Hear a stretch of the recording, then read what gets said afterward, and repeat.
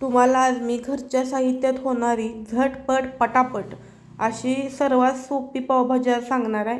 तर इकडं बघा मी फ्लावर, वाटाणा आणि बटाटा घेतलेला आहे. मस्तपैकी साफ करून मोठे मोठे तुकडे तर बटाटा आणि फ्लावर कापून कुकरमध्ये टाकला आहे बघा. तर कुकरमध्ये 2 ते 3 शिट्ट्या करून घ्यायच्या. आणि इकडे पावभाजीसाठी बघा मीडियम साईज मी 3 कांदे आणि 2 टोमॅटो घेतल्या. टोमॅटो एकदम असं लाल घ्यायचे म्हणजे आपली पावभाजी लाल होत्या.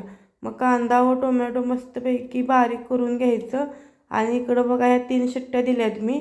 आणि ग्रीन पीस वाटाणा घेतल्यामुळे ते थोडं हिरवं दिसते.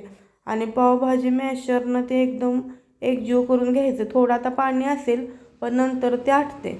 मग इकडे बघा मी कढई घेतल्या. कढईत 2-3 चमचे तेल घ्यायचं. आणि आता आपण जो बारीक कापलेला कांदा होता तो कांदा घ्यायचा. कांदा एकदम मऊसूत होईपर्यंत भाजून घ्यायचा म्हणजे पावभाजी खाताना कचकच असं लागत नाही. मग कांदा भाजला की टोमॅटो टाकायचा. मग टोमॅटो पण एकदम मऊसूत भाजून घ्यायचा. आणि टोमॅटो लवकर भाजावा ह्याच्यासाठी मी बघा टोमॅटोत मीठ टाकते.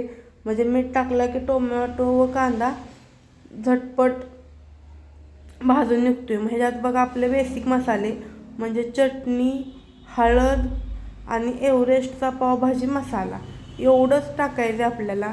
या 2-3 साईडच आपली पावभाजी एकदम भन्नाट लागते बघा. मग मस्तपैकी हे मसाले सगळे परतून घ्यायचे. आणि आपलं पावभाजीचं जे मॅशर आहे त्या मॅशरने सगळे एकजीव करून घ्यायचं म्हणजे लवकर भाजते. मग एकजीव करून घेतलं की जी आपण भाजी तयार केली होती ती टाकायची. आणि दणदणून बघा 1-2 उकळी काढून घ्यायची. आणि मस्तपैकी बघा आपली इथं पावभाजी तयार आहे.